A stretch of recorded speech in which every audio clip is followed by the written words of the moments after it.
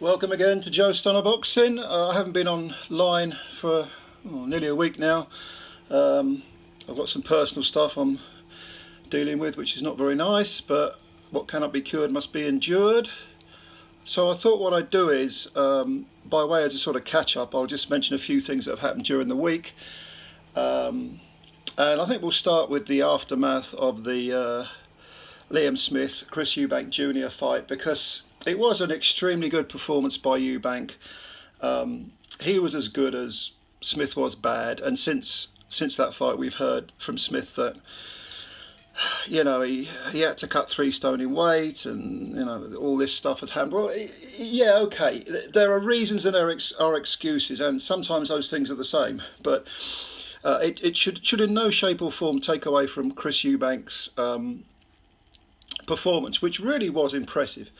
Because I think psychologically impressive, because I got to be honest, I didn't think he'd make the weight easy. I thought his days at 160 were over, but I think he's got a new nutritionist, and he's obviously found a way of making 160 and having something in reserve. Now, okay, he wasn't forced to fight at a pace he didn't want to fight at. He was doing all the dominating. He was doing all the dictating. But apart from that, apart from the fact that his engine seemed fine. I think mentally to come back from being smashed up in the first fight, and okay, it was just a sort of 37 cameo where he just got nailed, caught in the corner and busted up. But nevertheless, to come back from that, in a sense, that the fact that I thought he was winning the first fight until he got chinned. To come back from that, I mean, for it to be over that quickly, that can have more of a detrimental effect mentally than if you were sort of solidly outboxed, because you could say, okay, I was solidly outboxed, what was I doing, what was I doing wrong? Whereas if you get done, it's like, and it wasn't just one punch, it was a combination, and his reaction to it, the fact that he did seem so drained and depleted, that could really put a question mark in your mind. And I thought the way he came back was just extremely impressive, very, very impressive, mentally and physically. And what is he now, 34 Eubank? Well, 33, 34. Right, now this is the bit that I don't like. This is where I'm going to go into one. And that is that all we've heard since then is talk of him fighting a retired welterweight and a welterweight who can't give a clean piss test. And I'm not interested in fighting any welterweights. They could resurrect the 1940s version of Sugar Ray Robinson. I'm not really interested in that. They could, sling in Carmen Basilio, and I don't care. I want to see him fight middleweights, and I think, you would think that he would be after a world title before his career's over, although it is called prize fighting and he wants to maximise his earnings. But the fact that a lot of people are going to swallow this idea of Kell Brook, a retired welter, going in with Eubank, or Conor Benn, who hasn't fought since God knows when, and that there's a number of huge question marks over him. I mean, he said he'd do Eubank in 4 rounds, which we all know is complete rubbish. But, if Chris Jr.'s career is back on track, let's see him fight some real opponents. Because, to be honest with you, I thought I picked Liam Smith to win both those fights on points. And the first one was a shock, and the second one, it wasn't that much of a shock, because it kind of, when you think about it, if Eubank is what he says he is, he should be doing a career-long light middleweight, super welterweight.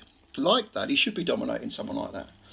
And Smith did look out of sorts, and he did look weight drained, but that's not Eubank's fault. That's no one's fault, other than, Liam Smith for hearing the opening bell. And but it would have been, if I'd pulled out, I might not have got a chance again. Well, okay then, you took the gamble and you lost. So, okay, reasons, yes, but using them as excuses, no, I don't like that. So there was that. Then there was this business I read about Bomac being nicked for having a firearm in his luggage at Manchester. Arrested. I think he's currently in custody until October the 9th, I've heard. Look, someone's head's got to roll over this, because if it's his gun and he brought it into the country, how the hell did it get through customs? How the hell did it get through security coming into the country? Someone's just... I mean, do I need to even explain? It's terrible. It's a terrible indictment of the way we do things over here. If someone's just bringing a gun in with a bunch of shells, I thought it was a joke when I read that. I thought, "Oh, they're not joking about that."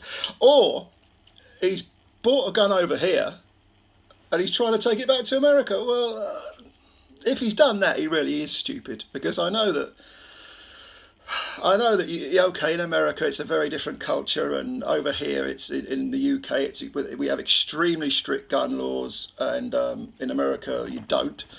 And okay, Bomac is apparently he's a license holder in America for a firearm. Look, there's talk about him doing 5 years. You get 5 years for an illegal gun and all this. We don't even know if it's an illegal gun. If it is, if he has been stupid enough to buy a gun over here and try and take it back to America, then I don't know what's going to happen there. He might end up, I suppose he could theoretically end up doing time, but I think more likely it's probably his gun. He's brought it over here and he's trying to take it back, and he's got nicked, basically. They're like, what the hell is this? With shells in it, with bullets. What are you talking about? What the hell are you doing, man? I think what will happen is they'll probably get in some hotshot legal eagles, and they'll say, oh well, ignorant American, and he thought he could come over here with a gun because he has a license in America, and blah de blah, and bless him. They'll probably give it the old spiel, and he'll probably get some sort of suspended sentence or a big fine or whatever, some sort of token gesture. But I'll be surprised if they let him back in the country. Frank Warren did an interview and said about this, and I agree with him. I think it'll be surprising if he comes back into the UK. Well, yeah, but I don't think he'll do any prison time over here anyway. Yeah, and because we have that special relationship with America, they're not going to give him any time. They'll be like, yeah, we'll deal with it. All right, yeah, don't worry about it. We'll deal with it. Yeah, off you go. Yeah, so those are the two things that really stuck in my mind. There was a third thing, actually, which I think is quite interesting. That is that Amanda Serrano's next fight. Serrano, of course, by far one of the best female fighters in the world, gave Katie Taylor absolute hell. Has a very glossy record. I think only 2 or 3 defeats on it and 48 wins or something. I mean, she's.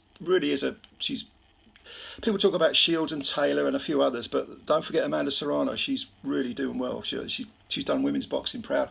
Her next fight will be over 12 3-minute rounds. And all I've got to say to that is, what took them so long? Because it's about time we had the women doing 3-minute rounds, and if it's a championship fight, 12 of them. And I hope this will catch light. I think we've been denied a lot of great fights. Fights that could have gained standing on a par with some of the men's best ones in terms of excitement, not technically, but in terms of excitement. Because if 10-2 just flies by, and as I've said so many times before, 10 2-minute rounds is 20 minutes of boxing, which is only 2 minutes more than a men's 6-rounder. So, you're just not going to be able to grasp the public's imagination until you do 3-minute rounds, and if it's a championship fight, 12 of them. And I think it will separate, should we say, the women from the girls. You'll get the best fighters coming through. Will it always be as exciting as that sprint that is 10-2s? Probably not. But tough. I think if you want to see who's the best, that's the best way to do it. And yeah, I think it's a good step forward for the women's game. Yeah, definitely. So those are just a few things that I noticed while I was dealing with other stuff. And yeah, if you've got any comments, leave them about anything that I've talked about, or maybe I've forgotten something. If you want my opinion on something, just leave a comment below. And thanks as always for tuning in. Subscribe if you're new. Hit the subscribe button. Just give it a little nudge, and then the like button as well. They count the likes apparently. I don't know why, but they do. And yeah, we'll chat again soon. Bye bye for now.